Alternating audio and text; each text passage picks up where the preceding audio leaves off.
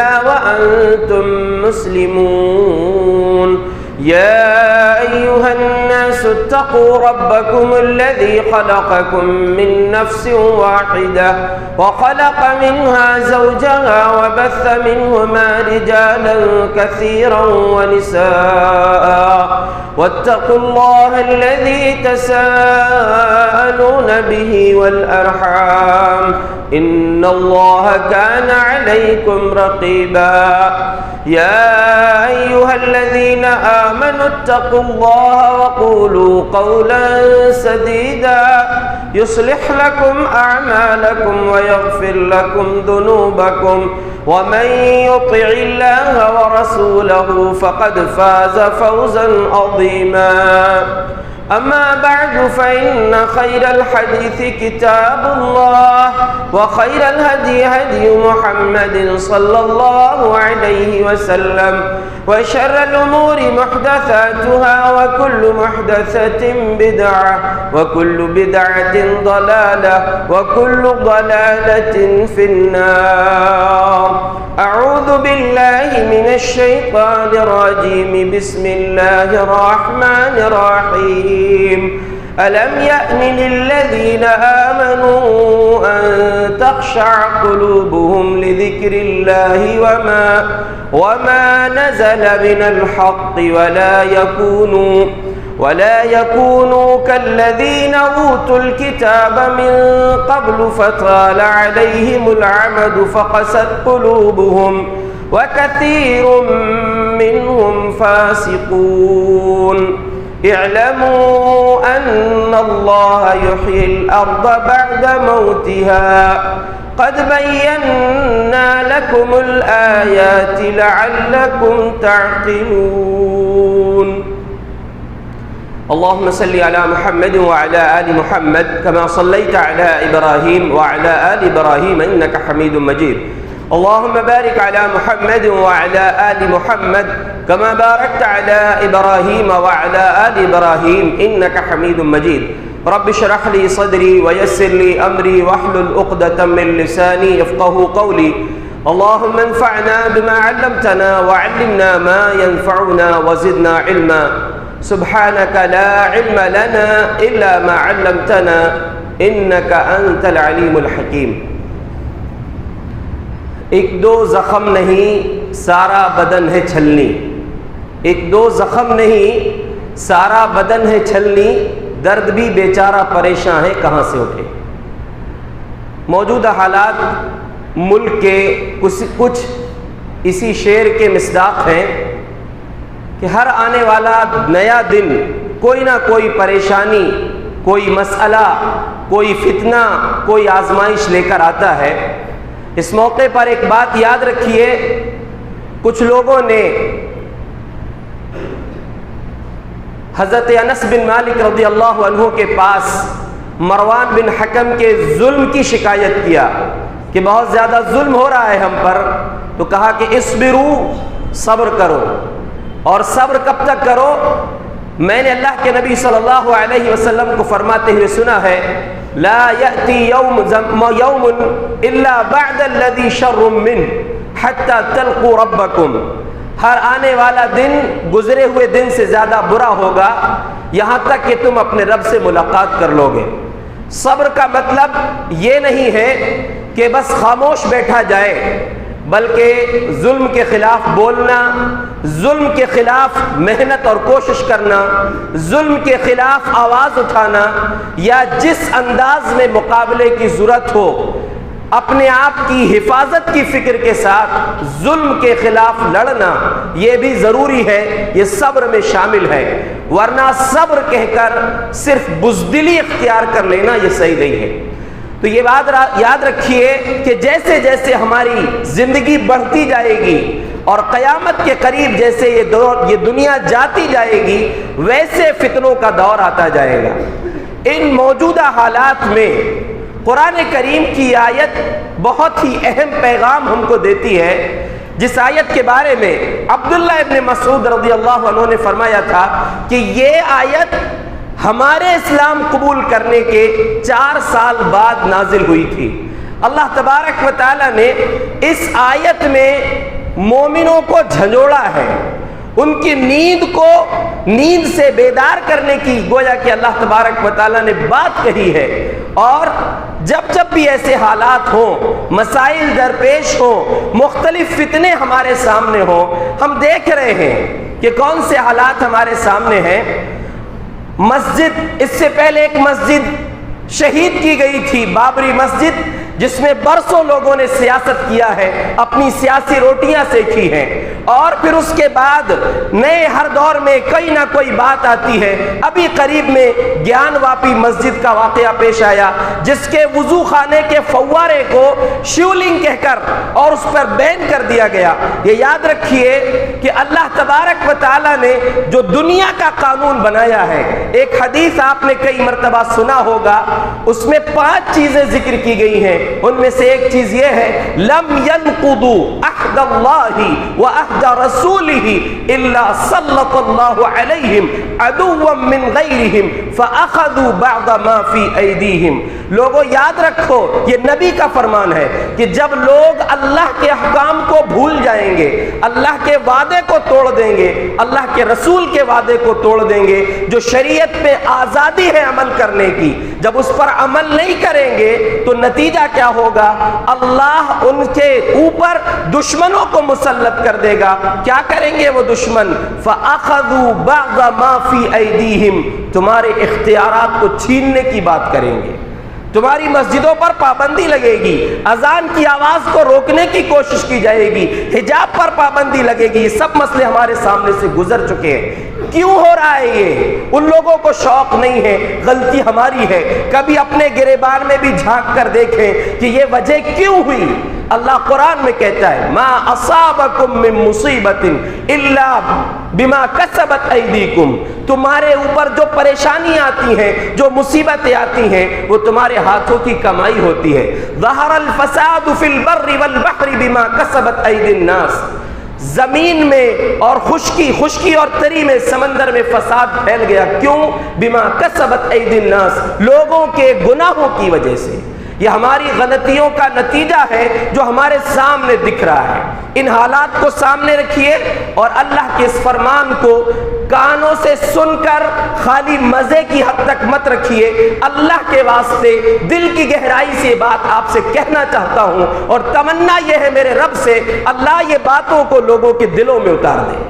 اللہ نے کیا کہا ہے؟ الم یأنی للذین آمنوا ان تخشع قلوبہم لذکر اللہ وما نزل من الحق، کیا لوگوں کے لیے، اور کون سے لوگ؟ الم یأنی للذین آمنوا، اہل ایمان کے لیے، ایمان کا دعویٰ کرنے والوں کے لیے وہ وقت نہیں آیا ہے؟ ان تخشع قلوبہم، کون پوچھ رہا ہے؟ ہمارا خالق، ہمارا مالک، ہمارا رازق، ہمارا رب ہم سے پوچھ رہا ہے۔ کیا اہل ایمان کے لیے وہ وقت نہیں آیا ہے؟ ان تخشع قلوبہم لذکر اللہ، ان کے دل اللہ کے ذکر سے نرم پڑ جائیں۔ وما نزل من الحق، اور جو حق، سچی کتاب اللہ نے قرآن نازل کیا ہے، اس کے ساتھ حدیثیں نازل کیا ہے، جو وحی نبی کے ذریعے ہم تک پہنچایا ہے، اس کو مان لیں، اس کی طرف لوٹ جائیں۔ کیا لوگوں کے لیے وقت نہیں آیا ہے؟ اپنے آپ سے پوچھئے، کیا آپ کے حالات یہ نہیں کہہ رہے ہیں کہ واپس آؤ اپنے رب کی طرف؟ جو کتے تمہارے پیچھے لگے ہوئے ہیں، یہ تمہارے کرتوت کا نتیجہ ہے، اور ان کے ذریعے اللہ ہم کو سیدھا کرنا چاہتا ہے کہ اللہ کے بندو واپس آؤ، میری طرف آؤ، تمہیں عزت بھی دوں گا اور مرنے کے بعد جنت بھی دوں گا۔ تمہیں عزت ہی نہیں ملے گی، حکومت بھی ملے گی۔ آؤ تو صحیح، میری طرف آؤ تو صحیح، میرے فرمان کی طرف آؤ تو صحیح۔ رب پوچھ رہا ہے، ہم سے سوال کر رہا ہے، الم یأنی للذین آمنوا، کیا اہل ایمان کے لیے اب بھی وقت نہیں آیا ہے کہ اب ہوش کے ناخن لے لیں، اب نیند سے بیدار ہو جائیں؟ میں وہ آواز کہاں سے لاؤں جو تمہارے دلوں تک پہنچ جائے، وہ چیخ کہاں سے لاؤں، وہ نکارہ کیسے بجاؤں جو تمہاری سوتی ہوئی اس نیند کو جگا دے۔ جو یہ بے غیرتی کی نیند اپنے اوپر لادے ہوئے ہو، یہ منحوسی کی نیند جو اپنے اوپر رکھے ہوئے ہو، یہ کیسے دور ہوگی؟ کب تک سو گے اللہ کے بندو؟ ابھی ابھی رمضان گزار کے آئے ہو۔ ہماری بے حسی کا عالم یہ ہے، رمضان میں جو کھانے کو مل رہا تھا، حلق تک بھر کے مغرب پڑھنے آئے تھے، پیٹ بھر کے فجر پڑھنے آئے تھے، فجر کی تعداد اتنی تھی، امام کا انتظار سنتیں پڑھ کے کر رہے تھے، لیکن جیسے رمضان کیا گیا کہ مسلمان بھی چلے گئے۔ ایسی حرکتیں ہوں گی، ایسے عادات ہوں گی، ایسے کام ہوں گے تو کہاں سے اللہ کی مدد آئے گی؟ سب طرف سے پریشانیاں آئیں گی۔ مختلف مسائل آج ہمارے سامنے ہیں، مسجدوں سے روکا جانے لگا، اذان پر پابندی ہونے لگی۔ یاد رکھو ہم سر جھکانے کو تیار نہیں ہیں، اور یہ جو بات اللہ نے کہا ہے الم یأن للذین آمنوا ان تخشع قلوبہم لذکر اللہ، کیا اہل ایمان کے لیے وقت نہیں آیا کہ وہ اللہ کے ذکر سے ان کے دل نرم ہو جائیں؟ ذکر کی کئی ایک قسمیں ہیں، اللہ نے نماز کو ذکر کہا ہے۔ اللہ تبارک و تعالیٰ نے فرمایا اقیم الصلاۃ لذکری، نماز قائم کرو مجھے یاد کرنے کے لیے، میرا ذکر کرنے کے لیے۔ جمعہ کے دن کا تذکرہ کرتے ہوئے اللہ نے فرمایا اذا نودی للصلاۃ من یوم الجمعہ فاسعوا الی ذکر اللہ وذروا البیع، جب جمعہ کے دن اذان دے دی جائے تو اللہ کے ذکر کی طرف آ جاؤ، کاروبار کو چھوڑ دو۔ ہماری بے حسی بیچارے تجارت والے لوگوں کا معاملہ یہ ہے، ان کو اتنا بھی یقین نہیں ہے کہ روزی دینے والی ذات اللہ کی ہے۔ کیا کرتے ہیں؟ ایڈجسٹمنٹ کریں گے کہ یہ مسجد میں تم نماز پڑھ لو، دوسرا بھائی اس مسجد میں پڑھ لے گا۔ یاد رکھو اس آیت کی تفسیر میں عبداللہ ابن عباس رضی اللہ عنہ فرماتے ہیں یحرم البیع حینئذ، جمعہ کی اذان ہو گئی تمہارے لیے تجارت حرام ہے۔ اور امام عطا رحمت اللہ علیہ مشہور مفسر تابعی وہ فرماتے ہیں وَتَحْرُمُ الصَّنَاعَاتُ کلھا، ساری کی ساری کاریگریاں، جتنے کام تم کر سکتے ہو پیسہ کمانے کے لیے، جو بھی کام کر رہے ہو وہ سب حرام ہو چکے۔ اذان ہوئی جمعہ کی، پوری تجارت جو آپ 24 کیرٹ حلال کما رہے تھے، اب تک اذان کے بعد تمہاری دکان کھلی ہے، گویا کہ اب تم حرام کما رہے ہو، حلال نہیں کما رہے ہو۔ تھوڑی سی روزی کے لیے ایڈجسٹمنٹ کر رہے ہو، نماز کے لیے عشاء کی نماز اگر تھوڑی تاخیر ہو گئی تو جہاں جلدی ہو رہی وہاں جا کے پڑھ لے رہے ہو، یعنی اتنا بھی ہوش نہیں ہے نماز کیسے پڑھنا، کب پڑھنا، کون سا وقت افضل ہے۔ اللہ کے ذکر کی سب سے بڑی چیز ہے نماز۔ اور سوچو تو صحیح، پیٹ بھر کے ساری نعمتیں حاصل کرنے کے بعد، آرام کی نیند سونے کے بعد، ٹھنڈا پانی حاصل کرنے کے بعد، ایئر کنڈیشن مسجد ہونے کے بعد سر جھکانے کی توفیق نہیں۔ ذرا صحابہ کے دور کو دیکھو، قرآن کیا کہتا ہے فَإِذَا كُنْتَ فِيهِمْ فَأَقَمْتَ لَهُمُ الصَّلَاةَ فَلْتَقُمْ طَائِفَةٌ مِّنْهُمْ، اے نبی جب تم ان کے بیچ موجود ہو، کون سا دور ہے؟ سکون سے نیند سے گھر میں نہیں سو رہے ہیں، پیٹ بھر کے نہیں سوئے ہیں، پیٹ میں پتھر باندھ کے جہاد کے میدان میں کھڑے ہیں۔ اے نبی اس جنگ کے میدان میں تم ان صحابہ کے ساتھ ہو تو کیا کرو؟ ان کے سامنے امام بن کے کھڑے ہو، ان کی ایک جماعت تمہارے پیچھے مصلی بن کر کھڑی ہوگی، وَلْيَأْخُذُوا أَسْلِحَتَهُمْ، ساتھ میں ہتھیار لے کر نماز پڑھو گے۔ اللہ اکبر، سوچو تو صحیح کتنے سکون سے جی رہے ہو، تمہیں کوئی بولنے والا نہیں ہے، ہتھیار بہت دور کی بات ہے، تمہیں غلط جملے کوئی آ کر نہیں بول رہا ہے، اس حالت میں سر جھکانے کی توفیق نہیں۔ صحابہ سر کٹانے کو تیار ہیں، اور سر کٹانے کے لیے تیار ہیں۔ اس وقت میں رب کا حکم کیا ہے؟ اے نبی تم ان کے ساتھ ہو، ان کے سامنے کھڑے ہو کر نماز پڑھاؤ، ایک جماعت تمہارے پیچھے نماز پڑھے اور دوسری جماعت وہ دشمن کے مقابلے کے لیے کھڑے ہو۔ فَإِذَا سَجَدُوا، جب یہ لوگ نماز پڑھ لیں جو تمہارے پیچھے ہیں وہ واپس جائیں گے، وَلْيَأْتُوا الَّذِينَ لَمْ يُصَلُّوا، جن لوگوں کی نماز نہیں ہوئی ہے وہ واپس آئیں، فَلْيُصَلُّوا، اور وہ لوگ نماز پڑھیں، وَلْيَأْخُذُوا حِذْرَهُمْ وَأَسْلِحَتَهُمْ، وہ اپنے ساتھ اپنے ڈیفنس کی چیز ڈھال جو ہے اس کو بھی رکھیں، اپنے ساتھ ہتھیار کو بھی رکھیں، اور آ کر نبی کے پیچھے نماز پڑھیں۔ وَدَّ الَّذِينَ كَفَرُوا لَوْ تَغْفُلُونَ، یہ کافر چاہتے ہیں، تمہارے دشمن یہ چاہتے ہیں کہ ایک لمحے کے لیے تم اپنے ہتھیار سے، اپنے سامان سے غافل ہو جاؤ۔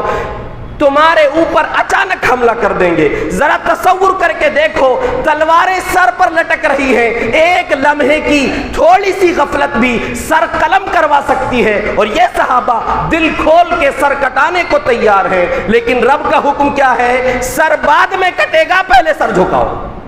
اس حالت میں سر جھکانے کا حکم ہے۔ اور سوچو تو صحیح، کس کے لیے سر کٹانے کھڑے ہیں؟ کس کی ذات کے لیے؟ اس رب کی خوشنودی کے لیے جس نے ان خوش نصیبوں کے لیے جو رب کے لیے سر کٹانے کو تیار ہیں۔ اتنی جنتیں بنا رکھا ہے، اتنے درجات، 100 درجات ہیں۔ ما بین الدرجتین کما فی الدنیا والسماء، کما بین السماء والدنیا، 2 درجوں کے بیچ میں آسمان و زمین کے برابر فاصلہ ہے۔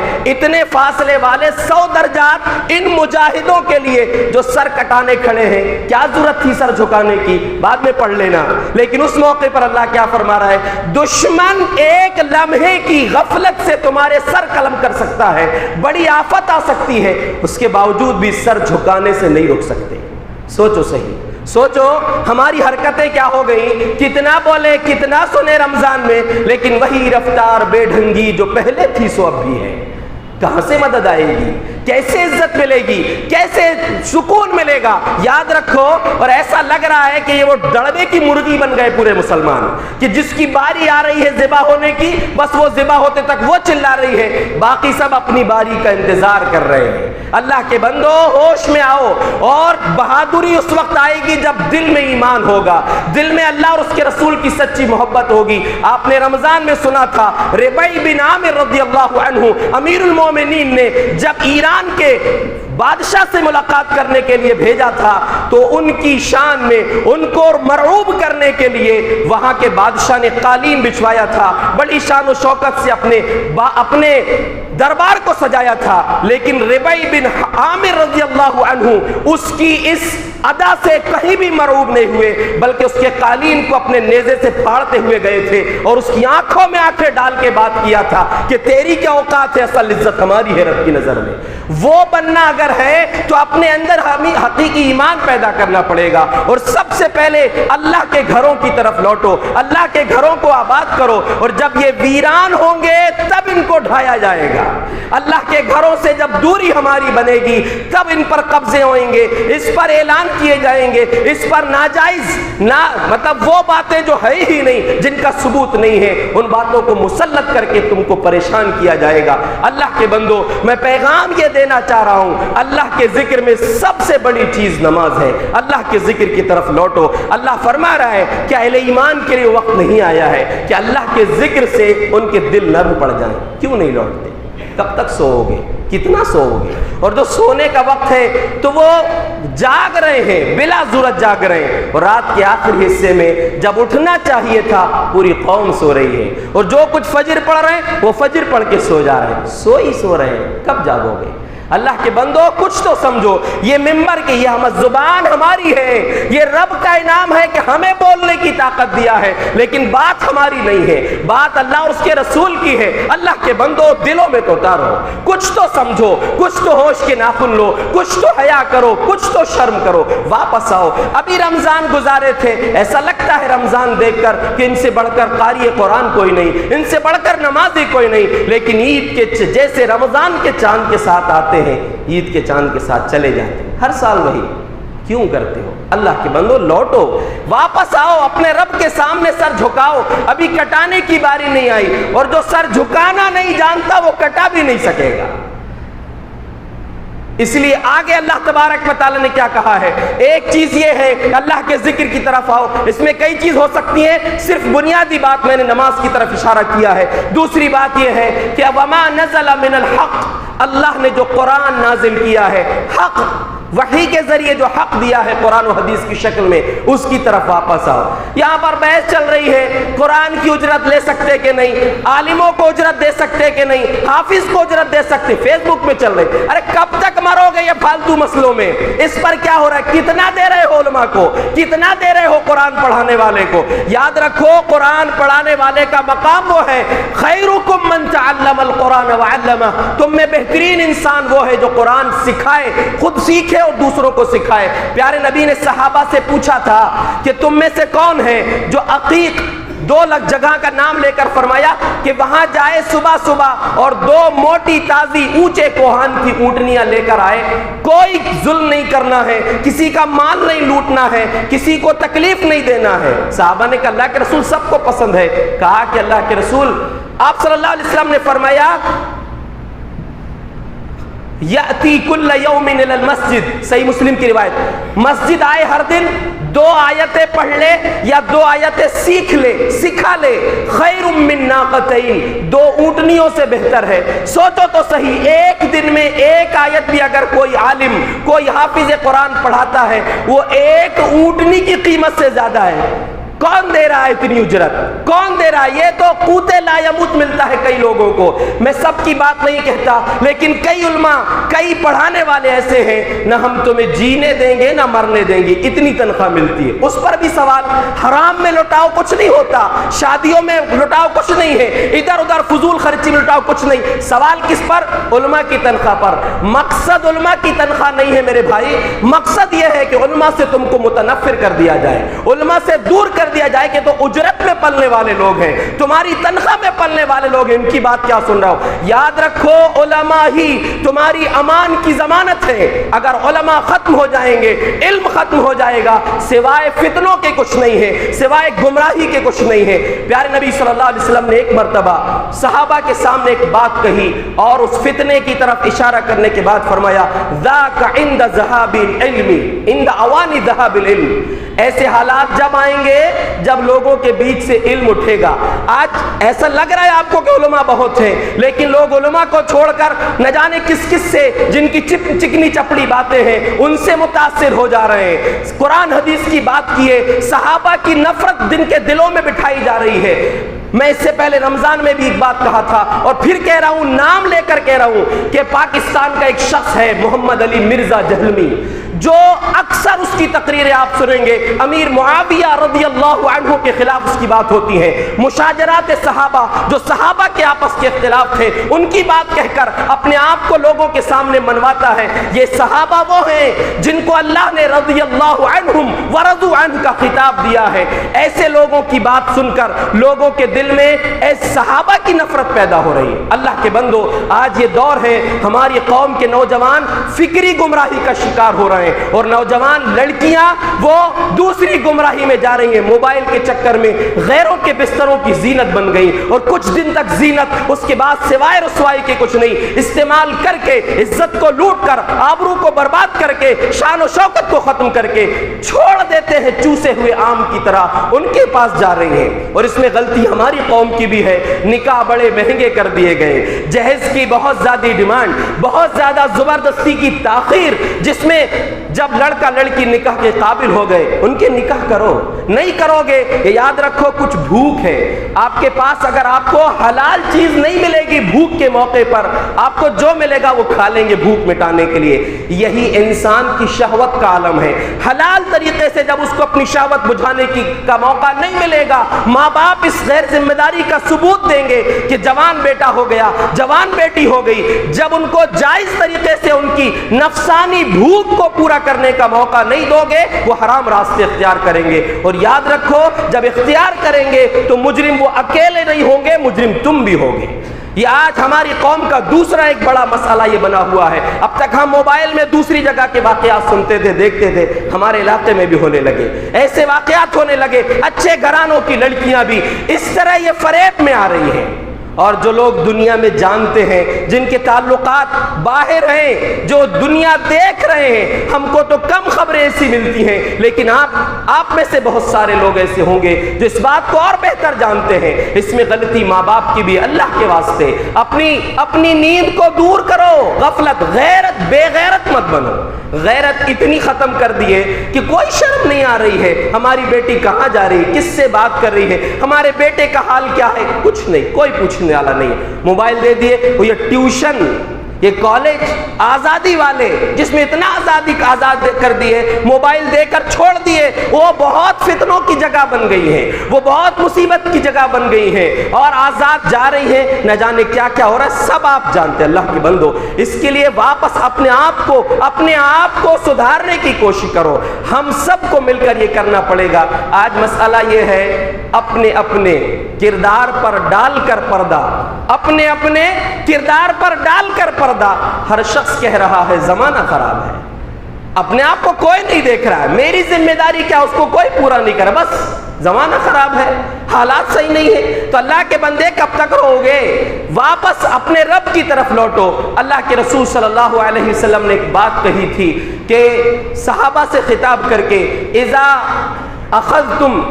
تبایعتم بالعینة واخذتم اذناب البقر ورضیتم بالحرث وترکتم الجہاد سلط اللہ علیکم ذلا، کہ لوگوں جب تم بیع اینا کرنے لگو گے، بیع اینا تجارت کی ایک شکل، اس کا مطلب یہ ہوتا ہے ایک چیز، مثلا ایک موبائل 10,000 میں کسی کو آپ نے ادھار میں دے دیا کہ 2 مہینے بعد قیمت دے دینا، 1 مہینہ گزرا، واپس 8,000 میں اس سے خرید لیے، اور اس سے جو لیں گے وہ کتنے لیں گے؟ 10,000 لیں گے، یعنی آپ نے زیادہ میں بیچ کر کم میں اسی سے واپس لے لیا، وہ جو ایکسٹرا بڑھائے ہو۔ اللہ کے نبی فرما رہے ہیں یہ بیع اینا جب تم کرنے لگو گے، یعنی ہیلے بہانے کر کے سود کے راستے اختیار کر لو گے، اور پھر ساتھ میں بیلوں کی دم پکڑ لو گے، بیلوں کے پیچھے چلنے لگو گے۔ آج ہمارے علاقے میں ایک بہت بڑی لعنت پٹ کی شکل میں موجود ہے، نہ جانے کتنے لوگ، اکثر مسلمان اس میں شریک ہیں، بیلوں کی دم پکڑ لو گے، یہ ربی کا فرمان ہے کہ بیلوں کے پیچھے لگ جاؤ گے۔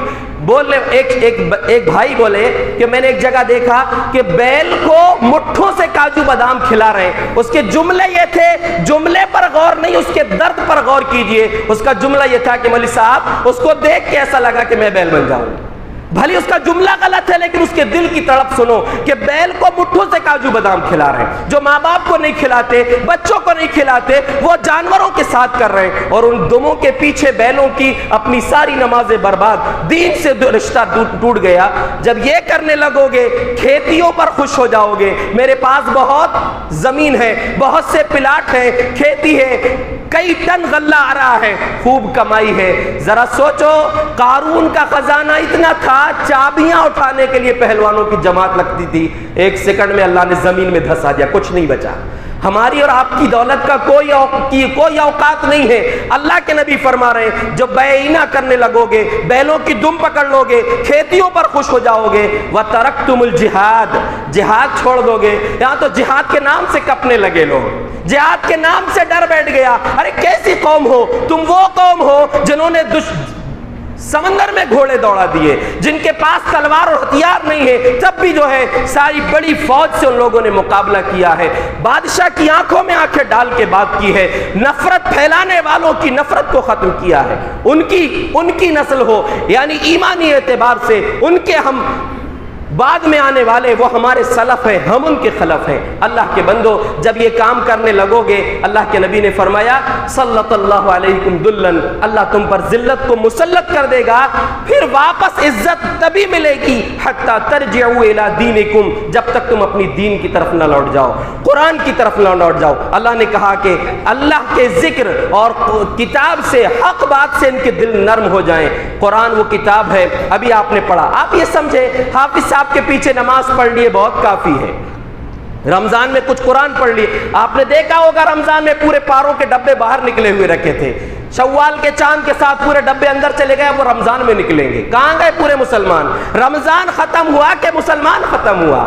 سوچئے صحیح، اپنے اسلام پر تھوڑی سی مسلمانی اس میں بھی آنا کانی، یہ حال ہے مسلمان کا۔ اللہ کے بندو واپس تو آؤ، اپنے رب کی طرف لوٹو۔ اللہ کیا فرما رہا ہے کہ دیکھو اللہ رب العالمین نے جو حق نازل کیا اس کو اپنا لو۔ قرآن کے بارے میں آپ کئی مرتبہ سنتے ہیں، ایک بات کہوں گا، آگے اللہ نے ایک مثال دیا ہے، وَلَا يَكُونُوا كَالَّذِينَ أُوتُوا الْكِتَابَ مِن قَبْلُ فَطَالَ عَلَيْهِمُ الْأَمَدُ فَقَسَتْ قُلُوبُهُمْ وَكَثِيرٌ مِّنْهُمْ فَاسِقُونَ۔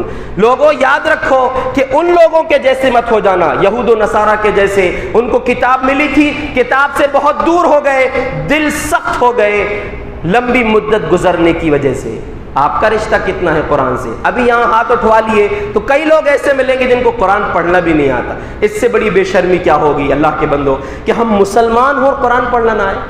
ایک مسلمان ہو اس کو قرآن پڑھنا نہ آئے، ایسے کئی لوگ آپ کو ملیں گے، مردوں میں بھی ملیں گے، عورتوں میں بھی ملیں گی، ایسے کئی لوگ ہیں۔ اللہ کے بندو اپنے خود کے لیے تعلیم کا انتظام کرو، خود پڑھو، اور جس کو پڑھنا چاہتا میں اعلان کروں، پورے شہر کے لیے اعلان ہے میرا کہ جو چاہے فجر کی نماز میرے ساتھ پڑھ لے اور قرآن پڑھنے کو تیار ہو جائے، میں پڑھانے کو تیار ہوں۔ اللہ کے بندو کسی بھی عالم کے پاس جاؤ، کسی حافظ صاحب کے پاس جاؤ، قرآن سیکھو، کوئی عمر نہیں ہے۔ تعلم اصحاب رسول اللہ صلی اللہ علیہ وسلم فی کبر سنہم، نبی کے صحابہ نے بڑی عمر میں قرآن سیکھا ہے، خود نبی کے اوپر 40 سال کی عمر میں قرآن نازل ہوا ہے۔ اللہ کے بندو قرآن کی طرف لوٹو، فجر کی نماز جو پڑھ لیا انشاءاللہ باقی نمازیں پڑھ لے گا۔ اٹھو گے کہ نہیں؟ بولو بولو انشاءاللہ، کہ ہمارا چلانا خالی چلانا نہ رہے۔ اللہ کے بندو یہ مقصد آپ کی کانوں کو مزہ دلانا نہیں ہے، ہم یہاں سے اپنی دل کی آواز آپ تک پہنچانا چاہتے ہیں۔ کیوں سو رہے ہو اتنا؟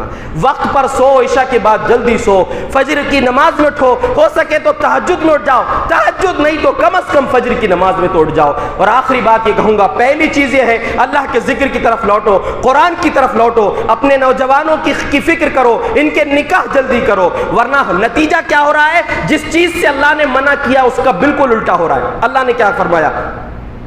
لا تنكحوا المشركات حتى يؤمن ولا امة مؤمنة خير من مشركة ولو اعجبتكم۔ وہ لوگوں، اے نوجوانوں، کسی مشرکہ عورت سے نکاح مت کرنا جب تک وہ ایمان والی نہ ہو جائے۔ اس لیے آگے فرما رہا ہے کہ وہ لونڈی کیوں نہ ہو، اگر وہ مومن ہے تو آزاد عورت سے بہتر ہے۔ اور پھر لڑکیوں کے ذمہ داروں سے اللہ نے کہا، یعنی لڑکی کو خود نہیں کہا، لڑکی کے ذمہ داروں سے کہا وَلَا تُنْكِحُوا الْمُشْرِكِينَ حَتَّى يُؤْمِنُوا، اپنی بیٹیوں کا نکاح مشرک مردوں سے مت کراؤ جب تک کہ وہ ایمان والے نہ ہو جائیں۔ وَلَعَبْدٌ مُؤْمِنٌ خَيْرٌ مِّن مُشْرِكٍ وَلَوْ أَعْجَبَكُمْ، یاد رکھو کہ ایک غلام ہو لیکن وہ مومن ہے، آزاد مرد سے جو مشرک ہے اس سے بہتر ہے۔ اور بڑی پتے کی بات اللہ نے کہا ہے، تھوڑی سی سڑک چھاپ عشق کے چکر میں، سڑک چھاپ محبت کے چکر میں یہ لڑکیاں اپنی عزت کو، اپنے اہل و عیال کی، خاندان کی عزت کو برباد کر دیتی ہیں۔ کبھی سوچو رب کیا کہہ رہا ہے؟ اولئک یدعون الی النار، یہ لوگ تمہیں جہنم کی طرف بلا رہے ہیں، واللہ یدعو الی الجنۃ والمغفرہ، تمہارا رب تمہیں جنت اور مغفرت کی طرف بلا رہا ہے۔ عجیب سودا ہے، جنت کو چھوڑ کر، رب کی بخشش کو چھوڑ کر نہ جانے کدھر جا رہی ہیں اور کدھر جا رہے ہیں، اور ماں باپ جانے دے رہے ہیں۔ بے حسی کا عالم، کوئی پوچھنے والا بولنے والا نہیں۔ اللہ کے بندو شرم کرو، حیا کرو۔ جس لڑکی کو دوپٹہ پہننا رب نے سکھایا ہو، چلنا رب نے سکھایا ہو، برقع پہننا رب نے سکھایا ہو، یہ سب چیزیں قرآن کی آیات ہیں، اللہ نے ایک ایک ادا سکھائی ہے۔ ان لڑکیوں کے ماں باپ کتنے بے غیرت ہو گئے، اپنی بیٹی کے کپڑوں کا بھی پتہ نہیں، موبائل کا پتہ نہیں، اس کی آنے جانے کی اداؤں کا پتہ نہیں، اس کی آنے جانے کی جگہوں کا پتہ نہیں کہ ہماری بیٹی کیا کر رہی ہے۔ اللہ کے بندو اس کو سمجھو۔ اور آخر میں جو بات میں آپ سے کہنا چاہ رہا ہوں، آج ہم دیکھ رہے ہیں کہ چھوٹی چھوٹی باتوں پر مظلوم کئی ایک مسلمان ایسے ہیں جو مظلوم قید خانوں کے حوالے ہیں، حوالات کے پیچھے ہیں، نکلنے کی کا راستہ بنتا ہے، پھر کوئی نیا جرم تھوپ دیا جاتا ہے۔ ایسے حالات ہیں ہمارے سامنے۔ اللہ کے بندوں ان کے لیے دعا کرے۔ ایک درخواست آئی تھی عبدالرزاق پہلوان صاحب جبل پور والوں کی، معاملات ان کے ساتھ ایسے ہو رہے ہیں، ان کے لیے دعا کرے اللہ ان کو نجات عطا فرمائے۔ اور بھی جتنے مسلمان ایسے ظلم کے شکار ہیں اللہ ان سب کو نجات عطا فرمائے۔ ان کے لیے دعا بھی کیجئے اور کوشش بھی کیجئے، جہاں مالی تعاون کی ضرورت پڑے وہاں مالی تعاون بھی دیجئے۔ آج قوم کا پیسہ ہم بار بار بولتے ہیں، ہمارا کام تو بولنا ہے۔ اللہ کے بندو آپ سب مل کر، ہم اکیلے کچھ نہیں کر سکتے، ہم بول رہے ہیں، آپ اس پر عمل کرنے کی کوشش کیجئے، سادگی سے نکاح کیجئے، آسانی کے کام کیجئے، اور جو اپنی سمپتی ہے یا قوم کی سمپتی ہے اس کی حفاظت کیجئے، اس کا استعمال کہاں کیجئے۔ سوچو ہمارے اسلاف صحابہ کی سوچ کتنی پیاری تھی مال کو لے کر۔ آج کتنے مالدار ہیں، اللہ کے گھر کے لیے، مسجد کے لیے، دین کے کام کے لیے پیسے جلدی نہیں نکلتے، وہیں فضولیات کرنا ہے، بیٹی کی شادی ہے، بیٹے کا ولیمہ خوب لٹا دیں گے، دل کھول کے لٹائیں گے، جہاں اپنی شیطان کی بات ماننا ہے خوب لٹائیں گے۔ امیر المومنین حضرت عمر رضی اللہ عنہ، نبی کا دور ہے، نبی کے پاس آئے، عرض کیا اللہ کے رسول میرے پاس ایک ایسی دولت آئی ہے، ایسا مال ملا ہے اس سے بہتر مال اب تک مجھے کچھ نہیں ملا، خیبر کی زمین میرے حصے میں آئی ہے، آپ سے مشورہ کرنے آیا ہوں کیا کروں۔ آپ نے بڑا پیارا مشورہ دیا، احتسب اصلہ وتصدق، تم چاہو تو اس کی اصل کو روک لو اور جو اس کا منافع ہے اس کو صدقہ کر دو۔ کیا مطلب؟ اس کو وقف کر دو، وقف کر دو۔ اور دوسری روایت میں ہے، صحیح بخاری کی روایت میں ہے، یہ دوسری روایت میں یہ ہے کہ انہ لا یباع اصلہ ویتصدق ثمرہ، اس کی اصل کو بیچا نہیں جائے گا، جو باغ ہے وہ کسی کو تقسیم نہیں کیا جائے گا، لیکن اس سے آنے والی آمدنی صدقہ کی جائے گی۔ حضرت عمر رضی اللہ عنہ نے کیا کیا؟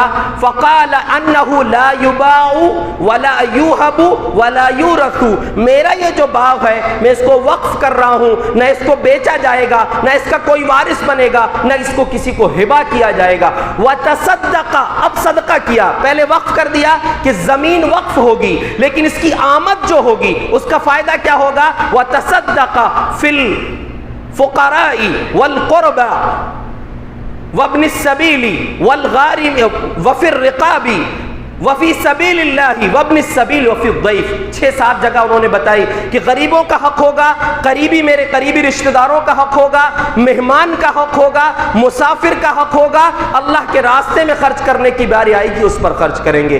اس میں بڑا سنہرا اصول یہ بتایا گیا ہے کہ وقف کی جو سمپتی ہے اس کو ویسی تقسیم نہیں کر دیا جائے گا، بلکہ اس کی حفاظت یہ ہوگی کہ اصل مال جو اصل جگہ ہے وہ تو محفوظ رہے گی، اس سے کوشش یہ کی جائے گی کہ کتنی زیادہ آمد ہو جائے، اس کی آنے والی آمد کو غریبوں میں یا جتنے بتائے گئے ہیں مد حضرت عمر رضی اللہ عنہ نے جو بتایا ہے اس میں خرچ کیا جائے گا۔ میں آپ کو یہ پیغام دینا چاہ رہا ہوں، اپنی دولت کی بھی حفاظت کیجئے، قوم کی سمپتی، قوم کی دولت کی بھی حفاظت کیجئے اور اس کا استعمال صحیح کیجئے، اللہ کے واسطے، اللہ کے دین کے لیے اس دولت کو لگائیں، اللہ کے واسطے، اللہ اپنی قوم کے لیے اس دولت کو استعمال کریں اور اپنے آپ کو بھی، اپنے اہل و عیال کو بھی، اپنے سماج اور معاشرے کو بھی صحیح رخ دینے کی کوشش کرے۔